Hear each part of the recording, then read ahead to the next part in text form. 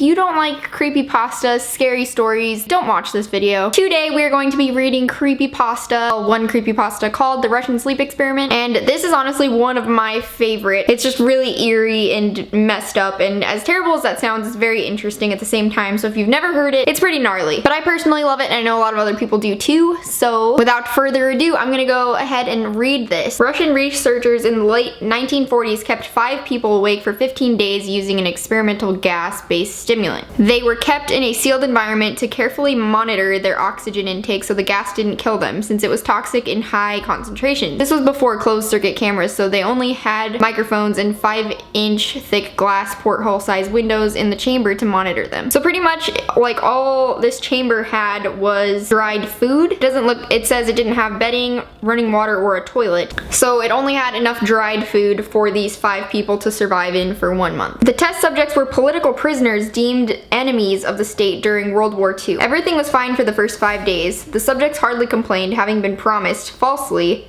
that they would be freed if they submitted to the test and did not sleep for 30 days. Their conversations and activities were monitored, and it was noted that they continued to talk about increasingly traumatic incidents in their past, and the general tone of their conversations took on a darker aspect after the 4-day mark. After 5 days, they started to complain about the circumstances and events that led them to where they were, and they started to demonstrate severe paranoia. They stopped talking to each other and began alternately whispering to the microphones in one-way mirrored portholes. Oddly, they all seemed to think they could win the trust of their experimenters by turning over their comrades. At first, the researchers suspected this was an effect of the gas itself. After 9 days, the first of them started screaming. He ran the length of the chamber repeatedly, yelling at the top of his lungs for 3 hours straight. He continued attempting to scream, but was only able to produce occasional squeaks. The most surprising thing about this behavior is how the other captives reacted to it, or rather didn't react to it. They continued whispering into the microphones until the second of the captives started to scream. The 2 non-screaming captives took the books apart, smeared page after page with their own feces, and pasted them calmly over the glass portholes. The screaming promptly stopped.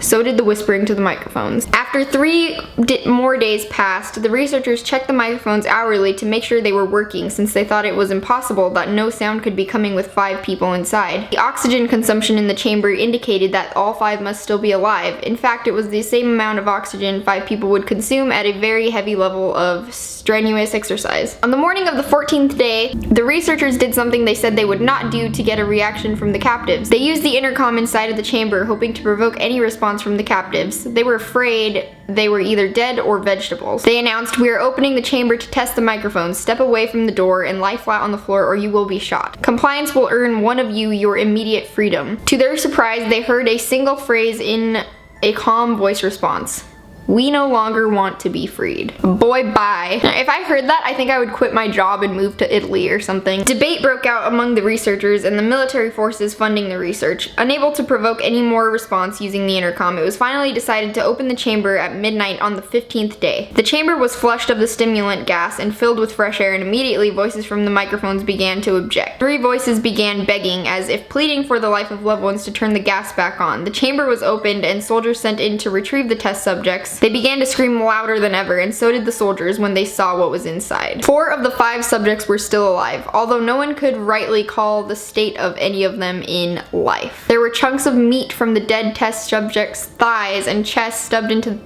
stuffed into the drain in the center of the chamber, blocking the drain and allowing 4 inches of water to accumulate on the floor. Precisely how much of the water on the floor was actually blood was never determined. All 4 surviving test subjects also had large portions of muscle and skin torn away from their body. The destruction of flesh and exposed bone on their fingertips indicated that the wounds were inflicted by hand, not with teeth. So they tore the dead one apart. That's terrible. I've never actually read the story. I've only listened to it, I guess, on YouTube, but I've never read it myself, and it's a lot more in detail and intense than I was expecting. God. Now it's saying all of their vital organs were removed.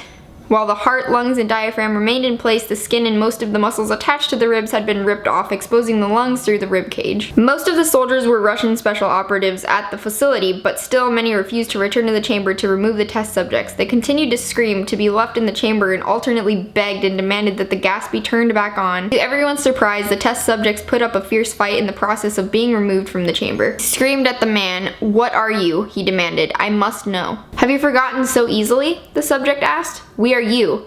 We are the madness that lurks within you all, begging to be free at every moment in your deepest animal mind. We are what you sedate into silence and paralysis when you go to the nocturnal haven where we cannot tread.